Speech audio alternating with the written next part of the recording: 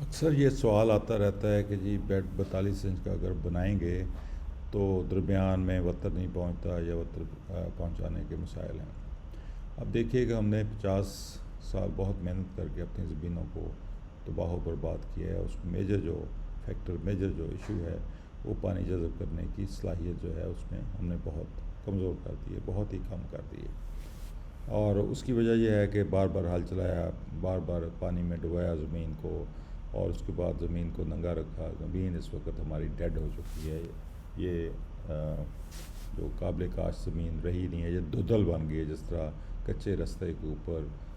Tractor وغیرہ گزر کے تو ایک بالکل دھندل بنا دیتے ہیں مٹی کو، اسی طریقے سے ہم نے کوشش کر کے اپنی زمین کو دھندل بنایا، یعنی کہ وہی کام بار بار ٹریکٹر گزارنا، بار بار ہل چلانا، پاؤڈر بنا دینا مٹی کو، اور پھر بڑے خوش ہونا کہ جی کتنی زمین ہم نے کتنی اچھی تیار کی، حالانکہ وہ اپنے پاؤں پہ خود کلاڑی مار رہے ہوتے ہیں یہ کام کرتے ہوئے۔ تو میں آپ کو آج اس کا جو سائنس ہے اس کو بتانے جا رہا ہوں کہ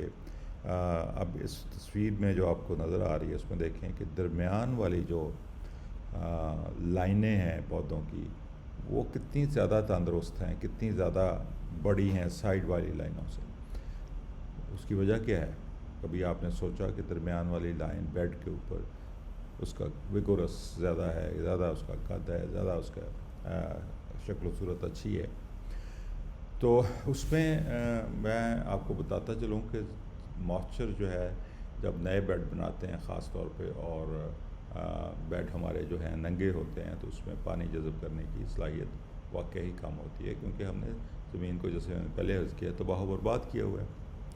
سو اس میں سیپیج بہت سلو ہوتی ہے۔ اس کے لیے پھر اس کا باقاعدہ اس سچویشن کو ٹیکل کرنے کے لیے ہم ریکمینڈ کرتے ہیں کہ آپ کیلی میں آہستہ آہستہ سائفن ٹیوب سے پانی لگائیں، اور آہستہ آہستہ پانی لگا کے جب پانی اندر جذب ہو جائے گا انشاءاللہ، تو پھر 3 دن کا وقفہ دے کے پانی چیک کریں کہ درمیان میں جہاں پہ ہم نے بیج لگانا ہے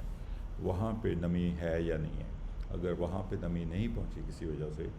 تو پھر ایک دفعہ اور پانی لگا دیں۔ لیکن بہت ساری ایسی فصلیں ہیں جو ہم درمیان میں لگاتے ہی نہیں ہیں، سائڈوں پہ لگاتے ہیں۔ مکئی ہے، کاٹن ہے، یا جتنی بھی سائڈ پہ لگنے بڑی فصلیں ہیں وہ سائڈوں پہ لگتی ہیں، تو ان میں تو پرابلم نہیں ہے۔ ویٹ میں ویسے پرابلم نہیں ہوتی، کیونکہ ویٹ ہمارے اچھے موسم میں لگتی ہے، اور اگر ہم زمین کو اچھا رونی کر کے جس طریقے سے ہے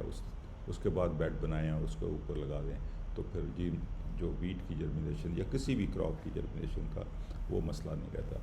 ہم جب پکنک پہ شفٹ کرتے ہیں تو پھر ہم اس کو ایک ٹوٹل سلوشن کے طور پہ لے کے سمجھتے ہیں، لیتے ہیں، لیکن یہ نہیں دیکھتے کہ ہم اس وقت ٹرانزیشن میں ہیں۔ ہم نے کچے راستے سے ہم نے موٹر وے پہ چڑھنا ہے، اور اس وقت اس کے لیے تھوڑا وقت ہمیں درکار ہوگا۔ صرف ہم نے پانی جذب کرنے کی اپنی جو ہے ریکوائرمنٹ اس کو پورا کرنا ہے۔ تو یہ اس پکچر میں یہی دکھا رہا ہوں کہ اگر جب جرمینیشن ہو جاتی ہے تو اس کے بعد کیا ہے کہ جو پودے پانی کے یعنی کہ کیلی کے قریب ہیں ان کو پانی زیادہ مل رہا ہے، اور جو درمیان میں ہیں ان کو پانی کم مل رہا ہے آپ کی، اس لیے اس کی وجہ اس کا فائدہ یہ ہوتا ہے کہ جو درمیان میں ہوتا ہے اس کو ادھ رڑکا ملتا ہے، اس کو خالص دودھ ملتا ہے، اور جو سائیڈ والے پودے ہیں ان کو کچی لسی ملتی ہے، اور ان کی نیوٹریشن اپ ٹیک جو ہوتی ہے یا جو منرلز اس نے سوائل سے لینے ہوتے ہیں ان کی ڈینسٹی وہ نہیں ہوتی جو درمیان میں پودوں کی ہوتی ہے۔ اس لیے درمیان والے جو پودے ہیں وہ زیادہ طاقتور، زیادہ ویگورس ہوتے ہیں، اور جب وہ زیادہ ویگورس ہوتے ہیں تو ویسے بھی جب درمیان میں پودا ہوگا، جڑیں جو ہیں وہ برج کا کام کرتی ہیں۔ اگر نمی کہیں نہیں بھی پہنچی یا کم پہنچی ہے تو جڑیں خود ہی پہنچ جاتی ہیں نمی کی طرف، تاکہ وہ اپنا منرلز کی ریکوائرمنٹ پانی کیونکہ ایک وسیلہ ہے منرل کو اوپر پہنچانے کا، تو اس لیے وہ وہاں سے لے لیتی ہیں۔ اب جب پانی لگاتے ہیں سائڈوں پہ، جو پانی پہلے میں عرض کر رہا ہوں کہ وہ اس کا سلوشن جو ہے وہ بہت ہی لائٹ ہوتا ہے، یعنی کہ اس میں پہلے جس طرح کہ دودھ میں آپ نے پانی ڈال دیا، اور سینٹر رو تک پانی جب جاتا ہے تو وہاں پہ پانی کی، کیونکہ پانی اور منرلز کی ریشو جو ہے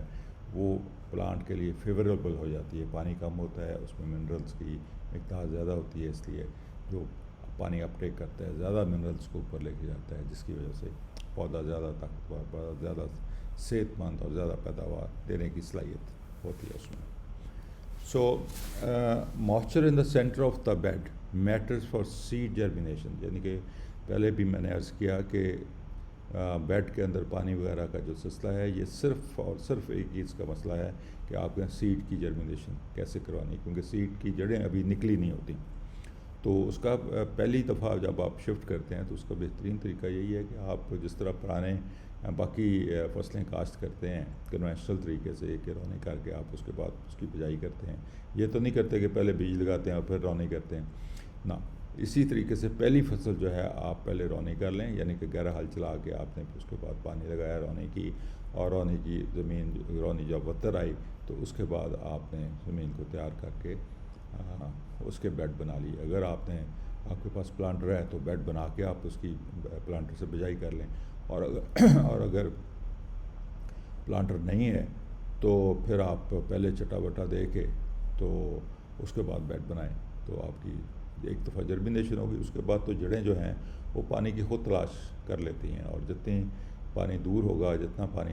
ہم کم رکھیں گے اتنا پودا زیادہ خوشحال، زیادہ صحت مند ہوگا. اور یہ اس تصویر سے آپ کو اس پہ یقین آ جانا چاہیے کہ پانی جو ہے یہ زیادہ پانی کی پانی زیادہ جو ہے یہ ایک نقصان دہ چیز ہے، فائدہ مند چیز نہیں ہے. شکریہ.